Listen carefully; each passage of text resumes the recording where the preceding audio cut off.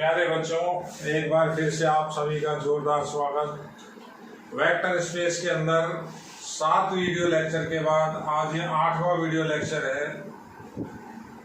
2 minute ये topic से पहले मैं आपको कुछ कहना चाहता हूँ। आप मेरी बात को बहुत सावधानी से समझिए, सुनिए और उस पर चिंतन कीजिए। अब तक मैं आपको लगभग 32 या 33 वीडियो लेक्चर भेज चुका हूँ। हमारे पास अब वो वाली स्थिति नहीं है कि हम हर एक बच्चे के साथ बिल्कुल कम्युनिकेट करके रहें। हमने टीचर ने वीडियो बनाया, वीडियो डाला।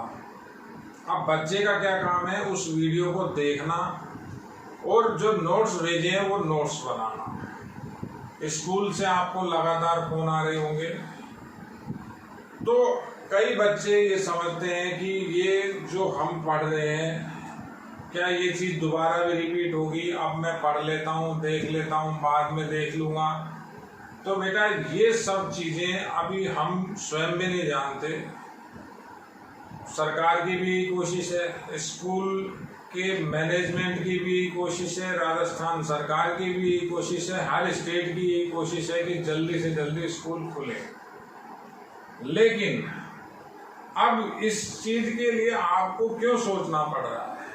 आपका स्कूल ऑनलाइन लग रहा है। मुझे आज एक पेरेंट्स ने कॉल किया था, काफ़ी सुलझा हुआ पेरेंट्स था, बहुत अच्छी तरीके से बात हुई थी। तो वो कहता है कि सर ये इस तरह से जो क्लासेस चल रही हैं, ये क्या ऐसा ही चलेगा और ये कब तक चलेगा? तो मैंने उसको यही कहा, मैंने कहा सर इस चीज़ का तो हमारे पास भी कोई जवाब नहीं है कि ऐसा कब तक चलेगा। तो कहते हैं कि सर ये चीज़ बच्चा इतना वीडियो देखता है, उसकी आंखें खराब होती हैं। तो फिर मैंने कहा यार आंखें कैसे खराब होती है? मैंने कहा आपका बच्चा मोबाइल भी देखता होगा। अभी जो एक वीडियो हम बनाते हैं या कोई भी टीचर XYZ किसी भी स्कूल में बनाता है, तो मुश्किल से वो 40 मिनट या 60 मिनट के आसपास होता है। अगर 3 वीडियो भी एक दिन में देखता है तो लगभग बच्चे ने ये मान लीजिए 2 घंटे मोबाइल देखा। अगर वो बच्चा, आपका बच्चा 3 घंटे 4 घंटे टीवी देखता है, आप तब उसे कुछ नहीं कहते। तो ये चीजें क्या है, हर चीज का जवाब है। वीडियो के माध्यम से बच्चा पढ़ सकता है, टीचर पढ़ा सकता है। बस बात कितनी है कि उसको वो वीडियो मन से देखना होगा। अब मेरे सामने बच्चे नहीं बैठे, तो बच्चे नहीं बैठे तो कम्युनिकेशन कैसे होगा? कम्युनिकेशन इस तरह से होगा कि कोई भी आपके पास वीडियो आता है, आप उसको देखिए, उसके नोट्स देखिए। आपका कोई डाउट है तो आप वापस ग्रुप में क्वेश्चन पूछ सकते हैं। अगर ग्रुप में आप एडमिन नहीं है तो पर्सनल टीचर को आप मैसेज दे सकते हैं, स्कूल के नंबर पे कांटेक्ट कर सकते हैं। और मैं आपको एक बात बड़ी क्लियर बता दूं बेटा, ये जो टाइम है, अगर आपने इसका फायदा नहीं उठाया तो आपको बहुत बड़ी इसकी कीमत चुकानी पड़ेगी। रीजन क्या है? जो आपका ये साल चल रहा है 2020, आपके एग्जाम 2021 में होंगे। अब वो सरकार किस तरह से एग्जाम कराएगी, कितना सिलेबस देगी, टीचर को कितना काम करने के लिए कहेगी कि बच्चे को इतना कोर्स कराना है या ज्यादा कराना है या कम कराना है, तो बाद में आपके ऊपर बहुत ज्यादा प्रेशर होगा। तो सबसे अच्छा यही है कि अभी आप लोग सब घर पे हैं, तो नियमित रूप से आप वीडियो देखिए, उनको समझिए, नोट्स बनाइए। रेगुलरिटी सबसे ज्यादा इंपॉर्टेंट है। अगर जो बच्चा रेगुलर नहीं है, इर्रेगुलर का मतलब वीडियो देख रहा है, कभी उसने छठा वीडियो देख लिया, कभी 12वां देख लिया, कभी पहला देख लिया, तो उसको कोई भी फायदा नहीं मिलेगा। हर सब्जेक्ट टीचर वीडियो भेज रहा है, मैं भी वॉच कर रहा हूँ, डायरेक्टर्स भी वॉच कर रहे हैं, पूरा स्कूल वॉच कर रहा है। तो उन वीडियो को आप क्रम से देखिए, समझिए, नोट्स मेंटेन कीजिए। मेरा मानना है कि आपको यहाँ कोई भी किसी तरह की दिक्कत नहीं होगी, और दिक्कत है भी नहीं। जिस तरह से टीचर स्कूल्स में पढ़ाता है उसी तरह से आपको पढ़ाया जा रहा है। और सबसे इम्पोर्टेंट, सबसे अच्छी खास बात क्या है कि आपके पास कोई टाइम बाउंडेशन नहीं है कि आपको किस समय देखना है, चाहे आप सुबह देखिए चाहे शाम को देखिए, लेकिन देखना कैसे है, मन से कॉपी पेन लेके बैठना है, उसको समझना है, उसके बाद नोट्स बनाने हैं, तो आपका कोर्स धीरे धीरे आगे बढ़ेगा। मैथमेटिक्स की बात करूं तो मैंने अब तक 3 चैप्टर कंप्लीट कर दिए बेटा, और ये चौथा चैप्टर चल रहा है। लगभग 32 या 33 वीडियो लेक्चर आपके सामने आ चुके हैं। इसी परफॉर्मेंस से, इसी तरीके से हम क्लास में पढ़ाते हैं। ऐसा नहीं है कि क्लास में कोई नया जादू मंत्र दिखाएंगे या आप में कोई नई ताकत आ जाएगी। आप भी वही रहोगे, हम भी वही रहेंगे। तो मौका है, समय को आप सदुपयोग कीजिए, उसका फायदा उठाइए। जो पेरेंट्स को अगर ये लगता है कि इस तरह से पढ़ाई संभव है, तो मेरा मानना है कि अब सार्थक इसको आपको खुद ही करना पड़ेगा बेटा। बस इसमें थोड़ी सी एक प्रॉब्लम होती है कि कम्युनिकेशन कम होता है। टीचर अगर क्लास में है तो 10 बच्चों से मिलता है, 10 बच्चों की कॉपी चेक करता है कि किस बच्चे को कहाँ दिक्कत है, 10 बच्चों को खड़ा करता है, उनसे बात करता है, उनको खड़ा करके पूछता है या उनकी प्रॉब्लम सुनता है। तो यहाँ आपको वो चीज़ खुद हमें बतानी पड़ेगी और पढ़ना आपको पड़ेगा बेटा। अगर आप ऐसे ही चलोगे, आप सोचोगे, तो आपका जो ये टाइम है निकलता जाएगा, बाद में आपकी दिक्कत बढ़ेगी। हो सकता है कोर्स बिल्कुल भी सरकार कम नहीं करे, इतना ही कोर्स लगाए, तो बाद में आपके ऊपर प्रेशर बहुत ज़्यादा हो जाएगा। और ऐसा अभी कोई भी लिखित में कुछ भी नहीं है कि कोर्स कम होगा, क्या होगा, कब स्कूल खुलेगा। आप ये मान के चलिए, आप 11th से 12th में आ चुके हैं, बिल्कुल 100% आ चुके हैं, और आपकी क्लासेस नियमित लगती हैं। तो जो आपका 7 घंटे का, 6.5 घंटे का स्कूल होता है, वो ना होकर के अब आप ये मान के चलिए आपका 4 घंटे का स्कूल है। आपको 4 सब्जेक्ट के वीडियो लेक्चर मेंटेन करने हैं, उनके नोट्स बनाने हैं। टाइम आपका कुछ भी हो सकता है, तो इस बात को थोड़ा सा ध्यान में रखिए बेटा। टाइम आपका है। अब अपन बात कर रहे हैं, वहीं वापस आ रहा हूं, मेरा 8वां वीडियो लेक्चर है ये। पहले अब थ्योरी की बात करेंगे, त्रिभुज का सदिश क्षेत्रफल पढ़ेंगे।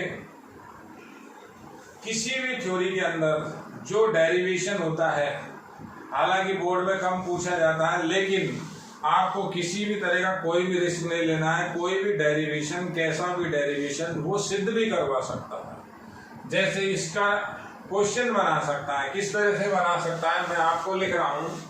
यदि त्रिभुज की तो आसन्न भुजाओं को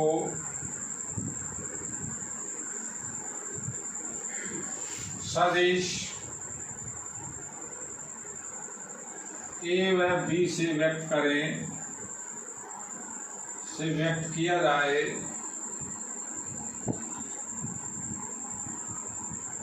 तो सिद्ध कीजिए उसका क्षेत्रफल,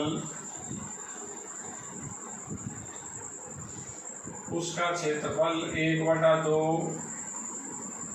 ए वेक्टर क्रॉस बी वेक्टर होगा। देखिए आप, इसको मैंने क्वेश्चन की फॉर्म में कन्वर्ट कर दिया।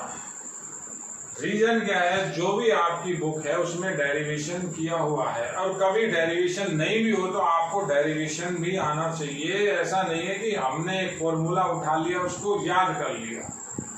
अब अगर कोई बच्चा डेरिवेशन को समझता है, उसके कॉन्सेप्ट को समझता है, तो मेरा ऐसा मानना है क्वेश्चन चाहे बेटा कैसा भी हो, आप क्वेश्चन भी कर लोगे। क्वेश्चन आसान होते हैं। जब हमें डेरिवेशन ही पता है तो क्वेश्चन की कोई इतनी अहमियत नहीं रहती। तो इसको अच्छे से समझिए, और मेरी जो बात आपको पहले मैंने कही है उनको ध्यान में रखेंगे।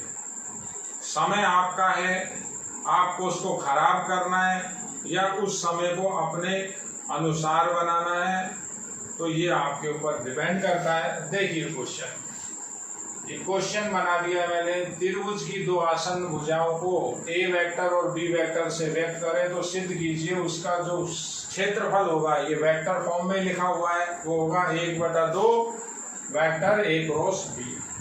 अब देखिए मैं किस तरह से करूँगा, और कहीं भी आपको कोई प्रॉब्लम है तो आप अपने पेरेंट्स को बता सकते हो। प्रॉब्लम कुछ भी नहीं है बेटा, अभी तो आपके पास इतनी अच्छी फैसिलिटी है कि आपको कहीं आना नहीं है, कहीं जाना नहीं है, आने का टाइम बच रहा है, जाने का टाइम बच रहा है, केवल और केवल आपको 4 या 5 घंटे आपको स्टडी करनी है। तो किस तरह से करेंगे देखिए, हमारे पास ये कोई 2 वेक्टर हैं, ये उनका इनिशियल पॉइंट है, मैं लिख रहा हूँ ये वेक्टर मैंने ए वेक्टर ले लिया, ये ए है, कैपिटल ए है, ये कैपिटल बी है, ये कोई भी फिक्स पॉइंट ओ है, मैं ऐसा लिख रहा हूँ ओ ए वेक्टर की वैल्यू ए वेक्टर के equals to O B vector की वैल्यू बी वेक्टर के इक्वल, यानी ए का position vector small a, B का पोजीशन वेक्टर स्मॉल बी। अब इन 2 लाइन से जो त्रिभुज बनेगा वो त्रिभुज इस तरह से बन जाएगा। बात हुई थी आसन्न भुजाओं की, तो ये आसन्न भुजाएं हो गई कनेक्टिव। ये 2 आपको वेक्टर दिए हुए हैं, इससे मैं ए वेक्टर बता रहा हूं, इसे मैं बी वेक्टर बता रहा हूं। तो जो मेरे पास ये ट्राइंगल बना है, त्रिभुज बना है, इसका क्षेत्रफल सदिश रूप में हमें निकालना है।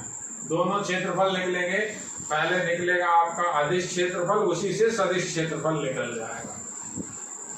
कैसे करेंगे देखो, अब मैं इस बी पॉइंट से यहाँ पर एक लंब डाल रहा हूँ। लंब क्यों डाल रहे हैं? क्योंकि त्रिभुज का जो क्षेत्रफल होता है, अदिश क्षेत्रफल होता है, उसमें हमारे पास जो हाइट होती है वो परपेंडिकुलर हाइट होती है। तो ये परपेंडिकुलर हाइट मान लेते हैं यहाँ मिल रही है टी बिंदु पर। लिख रहे हैं त्रिभुज OBA का अदिश क्षेत्रफल, अदिश क्षेत्रफल की बात कर रहा हूं पहले बिना वेक्टर के। डेल्टा बराबर, डेल्टा मान लिया, डेल्टा बराबर, देखिए अदिश क्षेत्रफल कितना होगा इसका, 1/2 बेस OA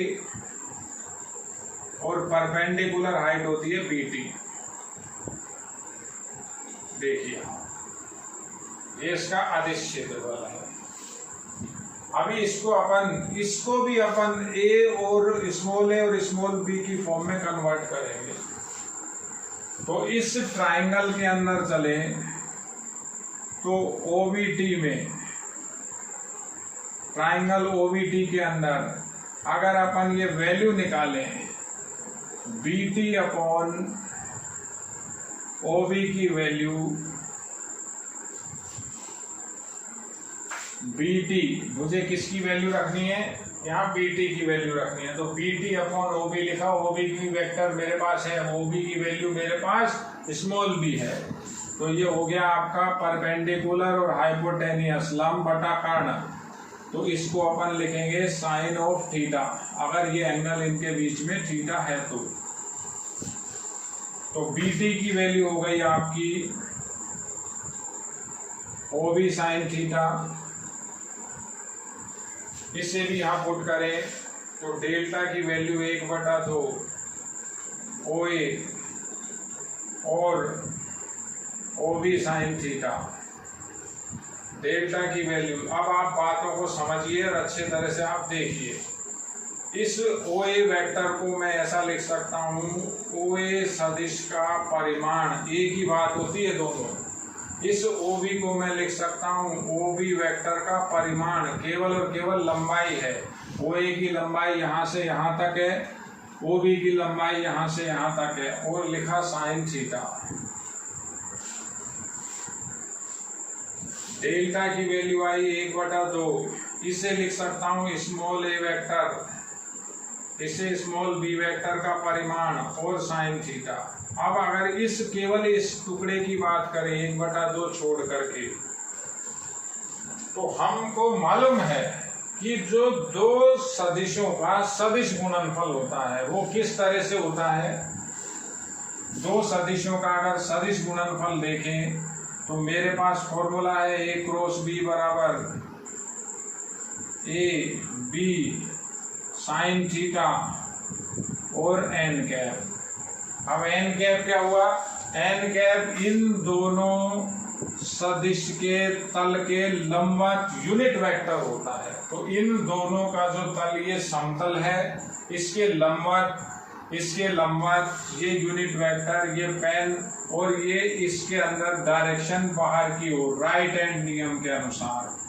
तो इसकी डायरेक्शन को हम ऐसे लिखते हैं ऊपर की ओर एन कैप। अगर डायरेक्शन को छोड़ दूं तो ये केवल और केवल क्या आया, परिमाण आया। देखिए ऐसा भी आपको फॉर्मूला बता रखा है, ए क्रॉस बी का परिमाण होता है ए का परिमाण, बी का परिमाण और साइन थीटा। तो यहाँ पर हम लिख रहे हैं डेल्टा की वैल्यू 1/2 परिमाण ए क्रॉस बी। ये जो मेरा क्षेत्रफल आया है ये अदिश रूप में है, इस क्षेत्रफल को बोलते हैं अदिश रूप में। तो इसके पीछे मैं वर्ग इकाई लगा सकता हूँ, ये कोई ना कोई न्यूमेरिकल वैल्यू आएगी, इसको बोल रहा हूँ अदिश क्षेत्रफल। अदिश क्षेत्रफल तो आपका हो गया ये भी काम का है, इसको इक्वेशन नंबर 1 दे दी। अब सदिश क्षेत्रफल की बात करें तो सदिश क्षेत्रफल अगर डेल्टा वेक्टर हो, इस डेल्टा के ऊपर वेक्टर लगा दिया तो क्या आएगा, वो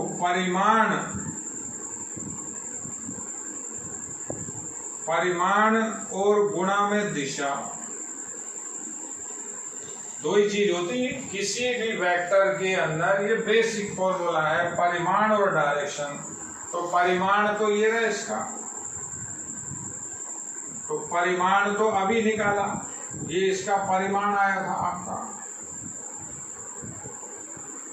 तो 1/2 परिमाण लिख दें। अगर एक बार दोबारा ये लिखा हुआ है ए क्रॉस बी का परिमाण ए बी साइन थीटा।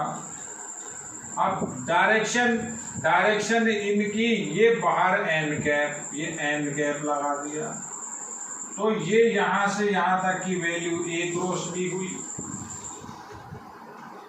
तो डेल्टा सदिश यानी त्रिभुज का सदिश रूप में क्षेत्रफल हुआ 1/2, सिंपल ब्रैकेट है ए क्रॉस बी।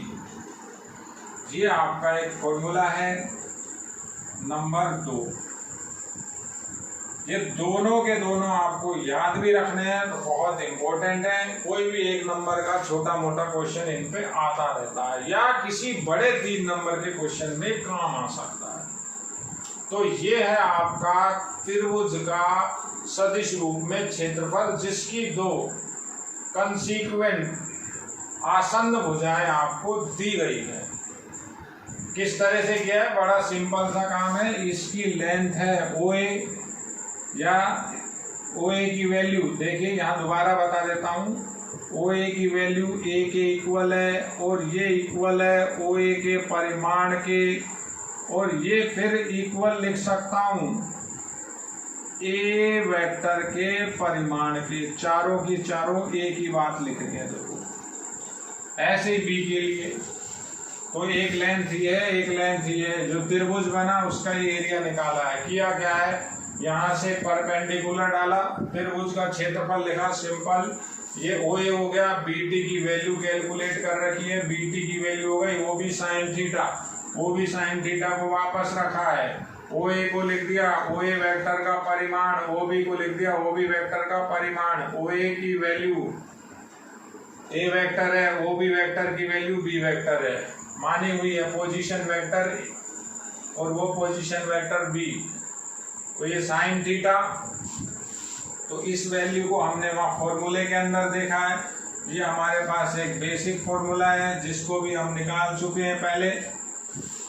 तो ये जो पहला एरिया आया था ये तो आया था अदिश क्षेत्रफल, यहाँ तो लिखा वर्ग का, ये न्यूमेरिकल वैल्यू आएगी। सदिश क्षेत्रफल के लिए परिमाण को दिशा से गुणा कर दिया, ये परिमाण ये लिखा हुआ है, परिमाण वो लिखा हुआ और दिशा n कैप, तो ये वापस एक फॉर्मूला हो गया। तो सदिश क्षेत्रफल आया delta vector equals to 1/2 a cross b vector. ये भी आपका एक क्वेश्चन भी बन सकता है। रीजन क्या है, आजकल जो बोर्ड में अभी 2020 का क्वेश्चन हुआ है, टाइम बहुत ज्यादा था उसमें, अब 21 में आएंगे अपन पेपर देने, तो हो सकता है टाइम आपको पूरा मिल जाए और क्वेश्चन में डेरिवेशन भी पूछ ले। तो बेटा कोई भी चीज अपन को छोड़नी नहीं, डेरिवेशन है तो आप देखिए किस तरह से आया, और किसी को प्रॉब्लम है तो फिर बता सकता है।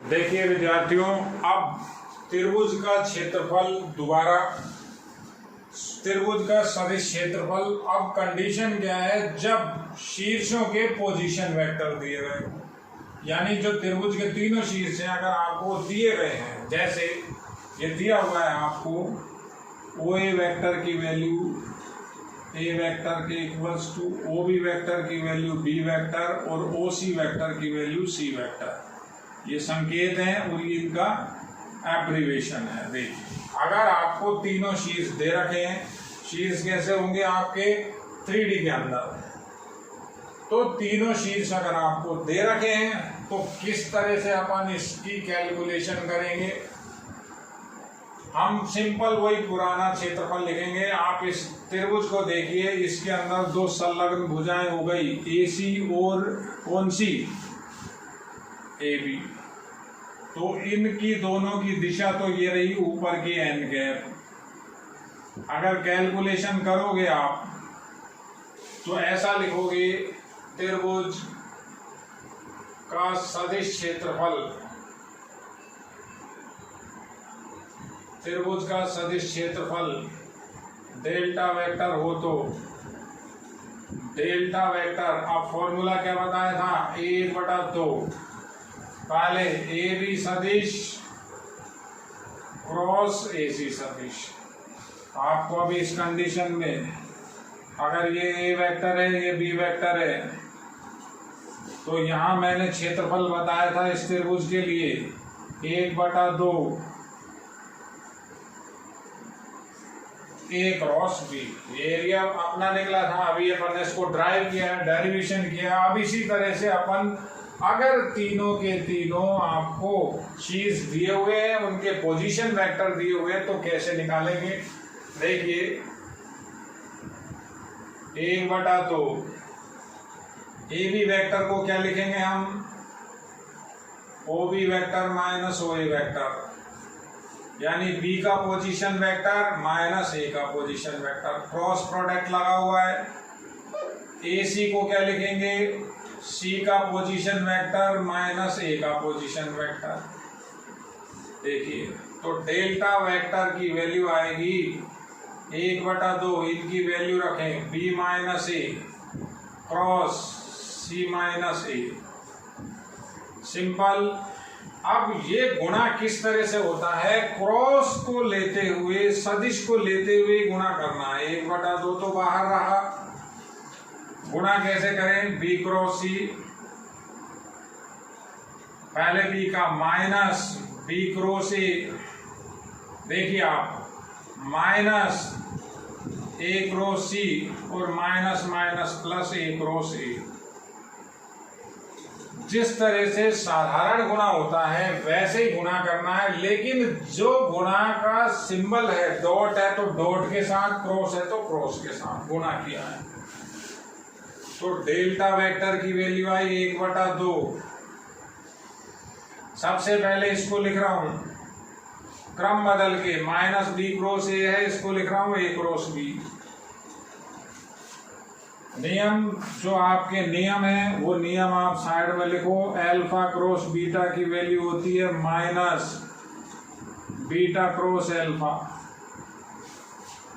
ये ब्रैकेट कंपलसरी नहीं है, नहीं लगाओगे तो भी चलेगा।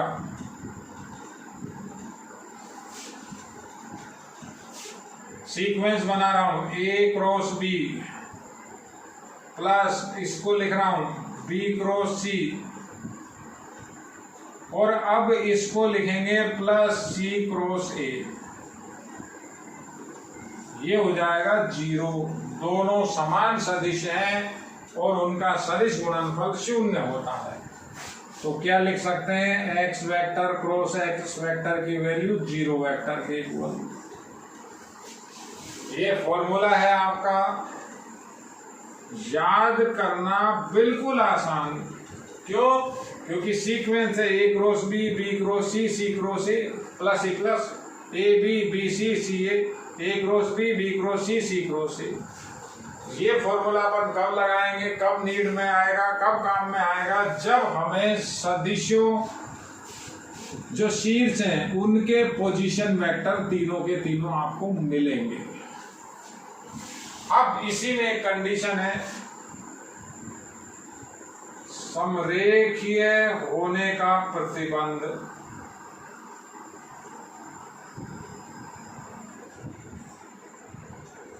अगर 3 बिंदु समरेखीय किस तरह से होते हैं, ये तीनों बिंदु ए, बी और सी जिनके पोजीशन वेक्टर दे रखे हैं ए, बी और सी, समरेखीय कब होंगे, जब एक ही रेखा पर होंगे। और एक ही रेखा पर होंगे तो उनसे त्रिभुज नहीं बनेगा। हमने ऐसा भी मान रखा है 3 बिंदुओं से त्रिभुज बनता है। तो जो त्रिभुज बनेगा, अगर कह दे कि त्रिभुज बनेगा तो उस त्रिभुज का क्षेत्रफल 0 है। समरेखीय होने का प्रतिबंध, तो त्रिभुज का क्षेत्रफल 0 होगा। अब जब क्षेत्रफल 0 है, डेल्टा वेक्टर इज 0 वेक्टर के इक्वल।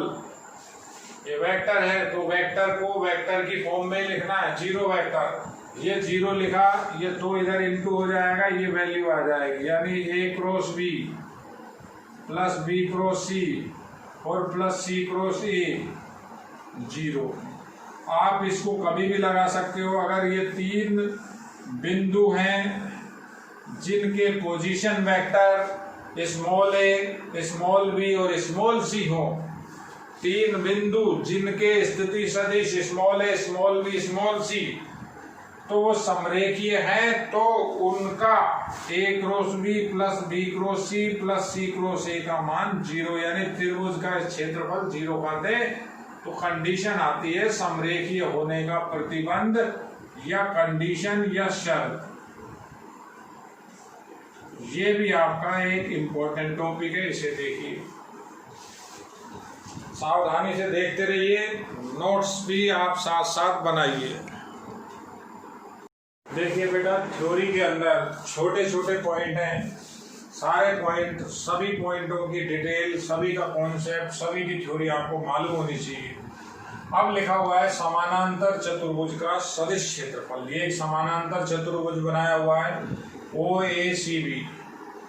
इसका अपन को वेक्टर एरिया निकालना है। देखिए आप पहले कैसे निकलेगा, यदि 2 संलग्न भुजा ए वेक्टर व बी वेक्टर द्वारा व्यक्त हो। तो अभी हमने ट्राइंगल का एरिया निकाला था, त्रिभुज का क्षेत्रफल निकाला था सदिश रूप में, वो ये वाला त्रिभुज था। सेम त्रिभुज आप अभी पुराने क्वेश्चन में देखिए, इस तरह से अपन ने ए वेक्टर लिया था एक भुजा को, दूसरी भुजा को बी वेक्टर लिया था। अब यहाँ क्या है, ये समेशन है, जोड़ है 2 त्रिभुजों का। तो जो क्षेत्रफल त्रिभुज का सदिश क्षेत्रफल था उसको 2 से गुणा कर दें तो समानांतर चतुर्भुज का सदिश क्षेत्रफल आ जाता है। सिंपल सा लिख रहा हूं, यदि अदिश क्षेत्रफल दोनों निकालने डेल्टा हो तो डेल्टा की वैल्यू क्या हो जाएगी, 2 गुणा क्या लिखेंगे? त्रिभुज OAB का अदिश क्षेत्रफल। बड़ा सिंपल काम है। तो डेल्टा की वैल्यू 2, वो था 1/2 परिमाण A क्रॉस B का। अगर कहता है सत्यापित कीजिए, तो पहले आप इसको सत्यापित करोगे पुराने को देख करके, उसको यहां लिखोगे, ये इक्वेशन 1 वहां से यहां आ जाएगी। तो 2 से 2 कैंसिल हो जाएगा, डेल्टा की वैल्यू आ जाएगी परिमाण A क्रॉस B, और ये है वर्ग इकाई, ये न्यूमेरिकल वैल्यू है, इसके अंदर दिशा नहीं है। यानी अगर अपन इसको लिखें तो ये ऐसा लिखा हुआ है, A का परिमाण B का परिमाण साइन थीटा वर्ग इकाई। बात को आप समझिए, दोनों सेम बात है। अब अदिश क्षेत्रफल में अगर इसको कन्वर्ट, सदिश को सदिश क्षेत्रफल में कन्वर्ट करें, अदिश है ये, इसको वेक्टर के अंदर कन्वर्ट करें, सदिश क्षेत्रफल। अदिश को डेल्टा मान रखा है, सदिश को डेल्टा वेक्टर मान लें हो तो डेल्टा वेक्टर की वैल्यू आ जाएगी परिमाण और गुणा में दिशा। तो डेल्टा वेक्टर की value delta into n cap आएगी। दिशा ये क्यों? जो A क्रॉस B है, A vector B vector sine theta, जो भी वेक्टर होता है उसकी दिशा तल के लंबवत होती है, और वो दिशा आपकी राइट हैंड नियम के अनुसार हम व्यक्त करते हैं। तो इस सारे को अगर लिखें तो ये आपका क्या बन जाएगा? A vector cross B vector. देखिए रीजन क्यों है, क्या रीजन है? डेल्टा वेक्टर की वैल्यू डेल्टा n कैप आई, डेल्टा वेक्टर की वैल्यू डेल्टा की वैल्यू A वेक्टर का परिमाण B का परिमाण साइन थीटा और n कैप। तो सिंपल सी बात, इसकी वैल्यू मैंने यहां पुट कर दी। इसके अंदर कोई भी इकाई नहीं लिखनी, वहां लिखनी है इकाई, वर्ग इकाई। ये संख्यात्मक मान है, और ये जो मान आएगा ये आपका वेक्टर फॉर्म में आएगा, घटकों के रूप में आएगा। तो ये समानांतर चतुर्भुज का सदिश क्षेत्रफल। सूत्रों को याद रखिए, छोटे छोटे सूत्र हैं, सूत्रों को गलत नहीं लगाना है। देखिए आप लोग, नमस्कार प्यारे बच्चों, वेक्टर स्पेस के 8वें भाग में यानी वीडियो लेक्चर 8 के अंदर आपका स्वागत है। बोर्ड के ऊपर 2 क्वेश्चन लिखे हुए हैं। क्वेश्चन नंबर 20 देखिए आप लोग। कह रहा है कि सदिश A व B के लिए सिद्ध कीजिए A क्रॉस B के परिमाण का वर्ग बराबर होगा एक सारणिक दिया हुआ है द्वितीय क्रम का। किस तरह से सोल्व करेंगे? सारणिक की कैलकुलेशन करेंगे और ये बनाएंगे। कैसे बनाएंगे देखिए आप लोग। सॉल्यूशन इसी को स्टार्ट कर रहे हैं। A dot B, A dot B और B डॉट B। अब सारणिक का जो सॉल्यूशन द्वितीय क्रम का होता है वो इस तरह से होता है। देखिए आप, अल्फा, बीटा, गामा और डेल्टा। सारणी के चैप्टर में आपको बताया था किस तरह से सॉल्यूशन करेंगे इसका।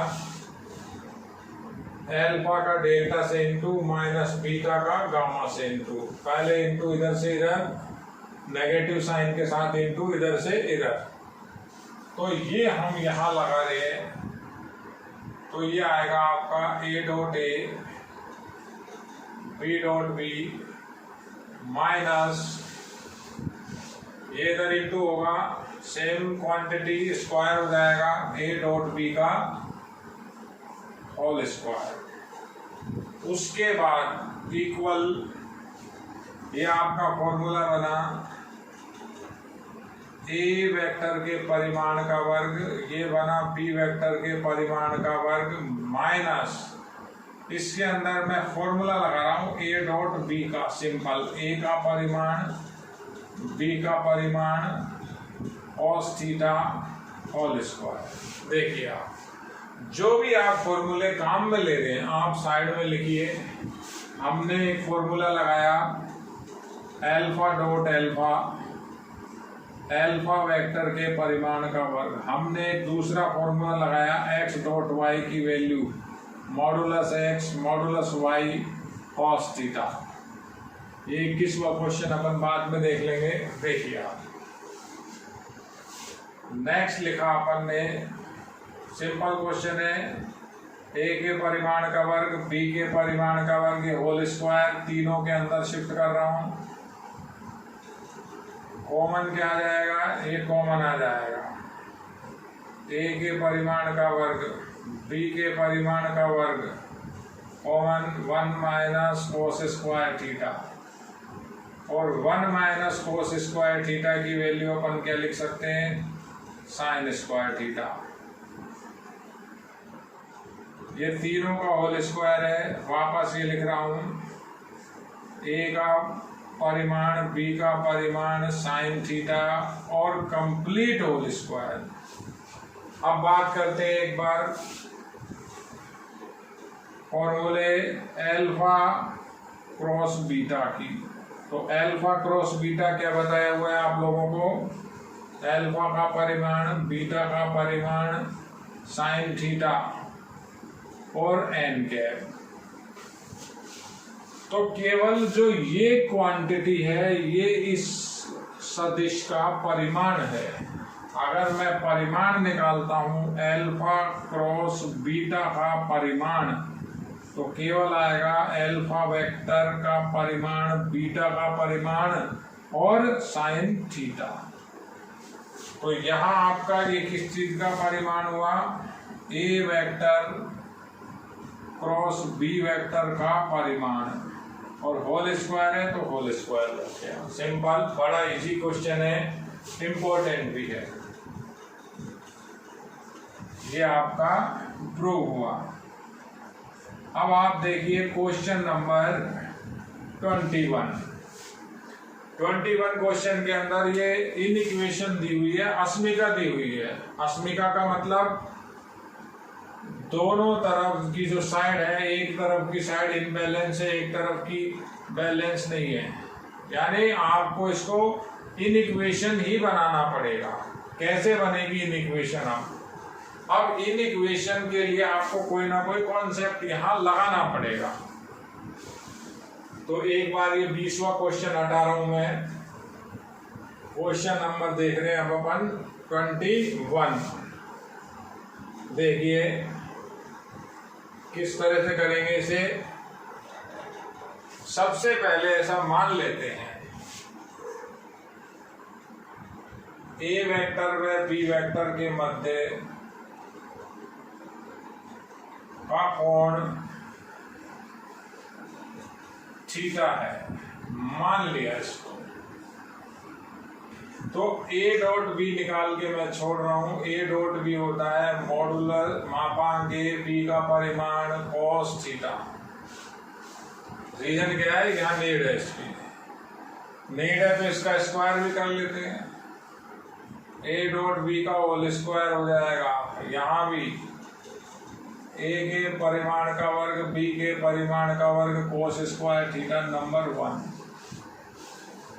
अब बात ये आती है कि ये अस्मिका किस तरह से आएगी।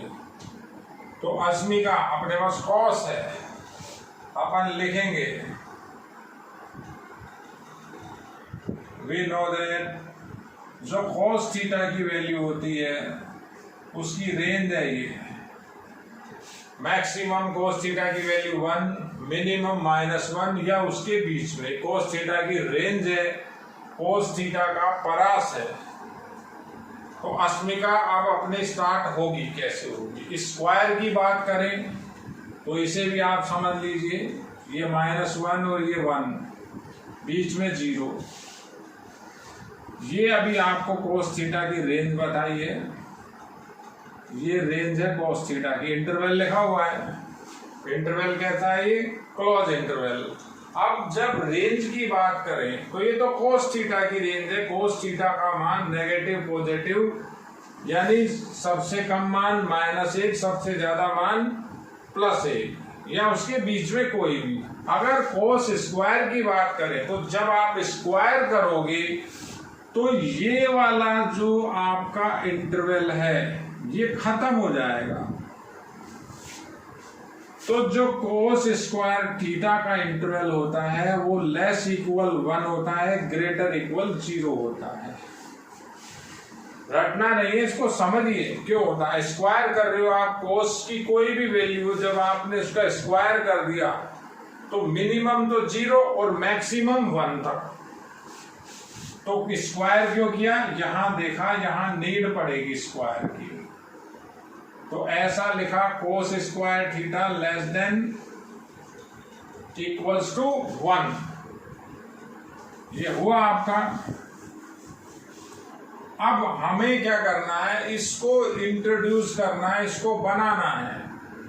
तो इसी तरह से अब इसके अंदर cos स्क्वायर के साथ इंटू है, a के परिमाण का वर्ग b के परिमाण का वर्ग, तो यहां भी इंटू करें, ऐसा लिखें a के परिमाण का वर्ग b के परिमाण का वर्ग cos square theta less equal a के परिमाण का वर्ग b के परिमाण का वर्ग। ये किया क्या है आपने, दोनों तरफ